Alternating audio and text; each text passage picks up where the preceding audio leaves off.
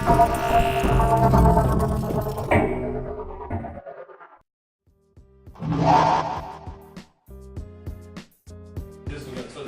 is the last thing. There are 3 words that all of you need to take out of your vocabulary. Write these down. The first word, you'll remember this one. It is can. The next one is but. B-U-T. The last one is trying. Sneaky. Now, can, I don't got to spend no time on that because we know we can do all things through Christ. That's right. So I don't have to spend no time on that. But is a sneaky one. Because but is a doorway to an excuse. I was gonna sign up for the beta camp, but I was gonna go ahead and do the summer reading, but I had an but is a, you gotta watch those butts, man. Recently, with Caraboom.com standing at the beta camp with Ms. Kiwoba. How are you today? I'm doing excellent. So I heard that you are one of the sponsors of the particular camp. Can you tell us exactly what the camp is about? Sure. This beta camp is about STEM education, science, technology, engineering, and math. And at Rocket Fuel, I run the charity program. I'm the founder of what we call the Gives Back program.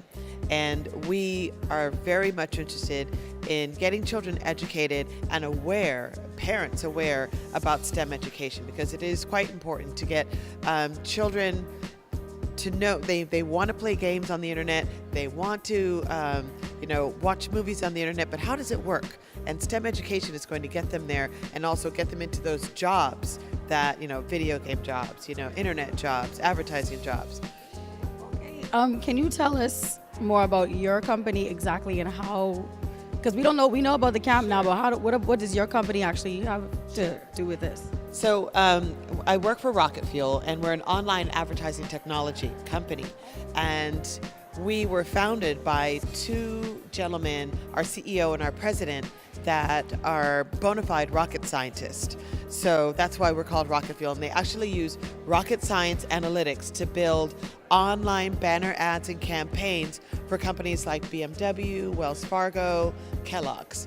So, you see those little annoying banner ads that say, "Buy me," that's us. So we do that. Thanks, guys.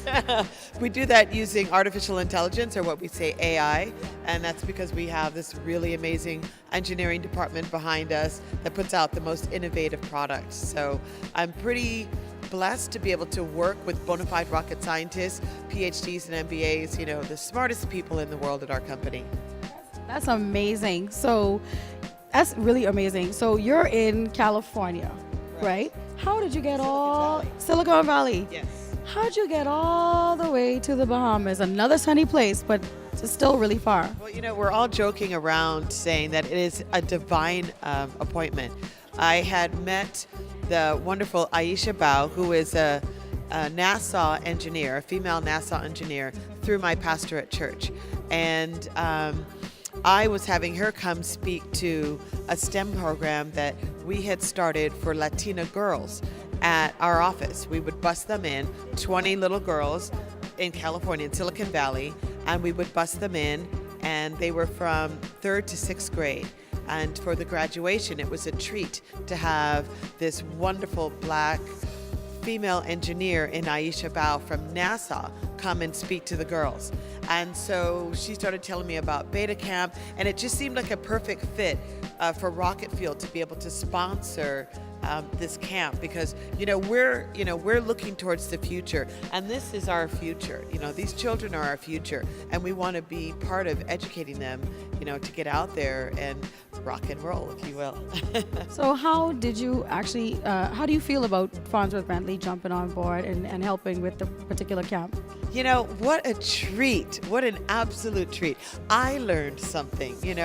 This man, the way he spins etiquette, education, spirituality into a wonderful speech where children are able to get it and learn from him. It was fantastic. I really feel blessed that we were able to get him on board with us. Yeah, he's relatable. I feel like his energy was up. His information was clean cut and very straight to the point, and and funny and interactive. Yes. So I got that from it. So I understand exactly why you chose him to be involved as well. And I want to say thank you for investing in our children, because we need to know we have a limit. We feel limited sometimes living on an island. So thank you very much for that. We have a few employees at Rocket Fuel that have Caribbean backgrounds, including myself. So, you know, we have our STEM program for Latina girls. We are looking into doing initiatives, charity initiatives in China, in the UK. We're doing education initiatives in India. And I just felt it was time that, you know, we have some representation of the Caribbean as well. Yes, because we're small countries, we need some help too. So thank you so much. Is there anything else that you want to mention that I didn't ask you, or?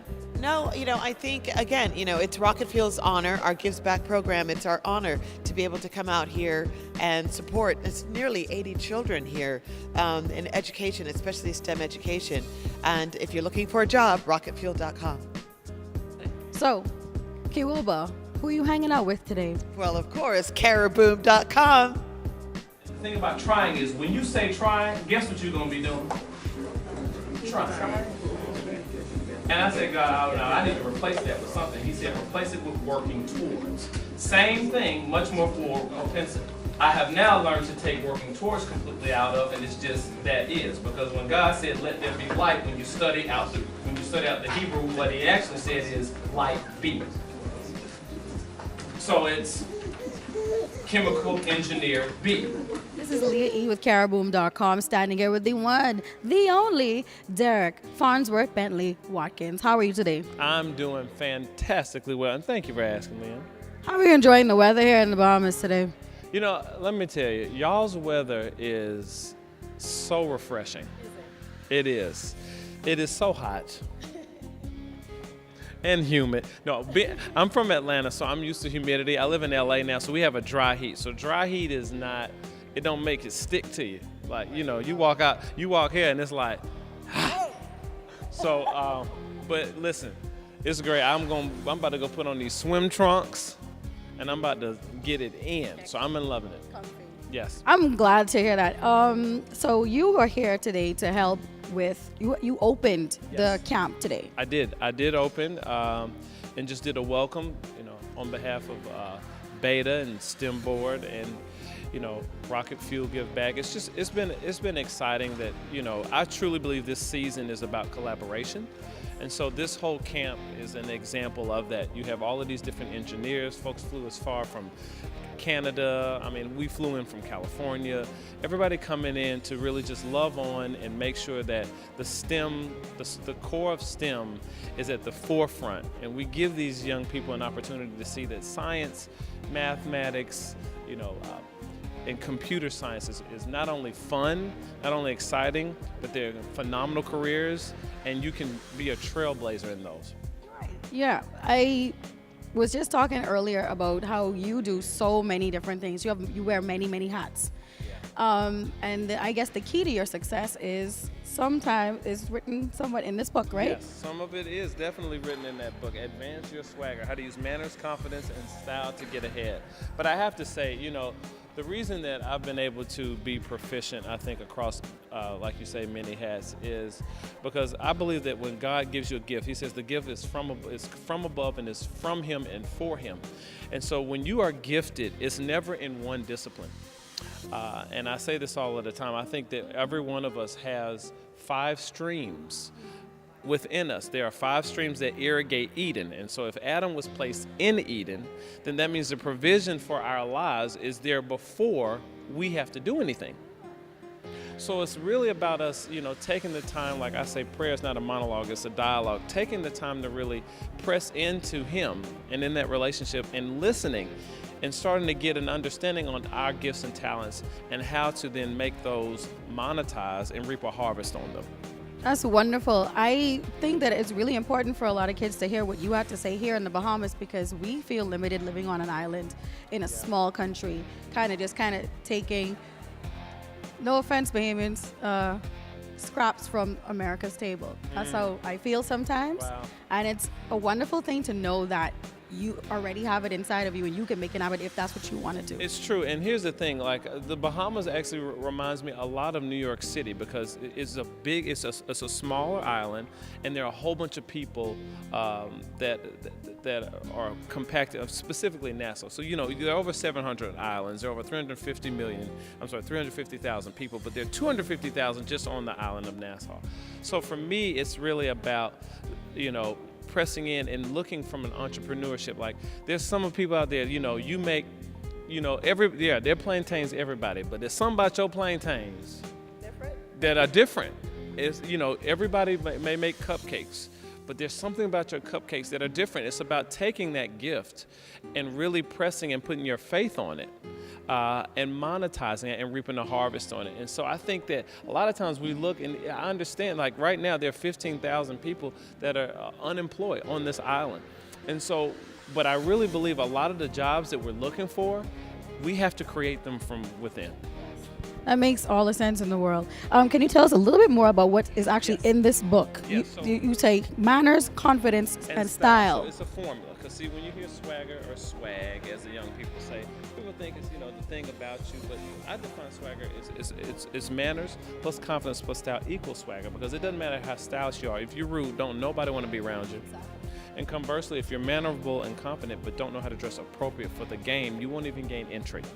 And so I split this idea within those three sections, and I go really in depth on them. And so all of the students today got a copy of the book. I talk about the 15 must-haves to build a wardrobe for ladies, the 15 must-haves to build a wardrobe for men, because the suit in the book.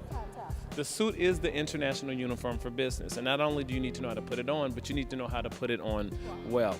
And confidence, we go in depth talking about confidence and how to build your confidence, and really it's just about setting a bar for yourself in everything you do so high so that no matter what anybody else's expectation is, you will always exceed that because you set the bar so high for yourself. And the way it works is when you do things and you show up and you do it with excellence, people just get confidence in you. Right. And they give you more responsibility and more responsibility.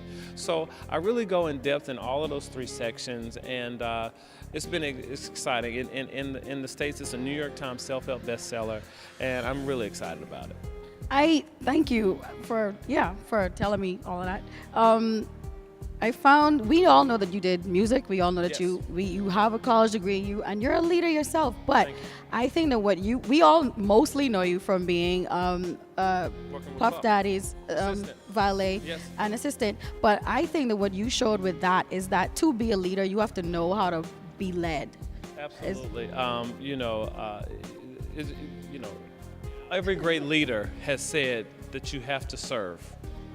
And I'm a firm believer in that. And I think it's one of the most powerful ways to learn any industry, to learn how any business works, is to serve. I'm a big component on mentorship, being an intern and being, and people say working for free, but I don't see it as working for free. I see it as sowing your time, and you're reaping a harvest on the time that you sow. So I will never work for free. I will always sow my time. And so I agree. I believe that you need to serve in some capacity. So yeah, it was fantastic for me because I was able to serve under a gentleman that has his hands in so many different businesses and does them with excellence.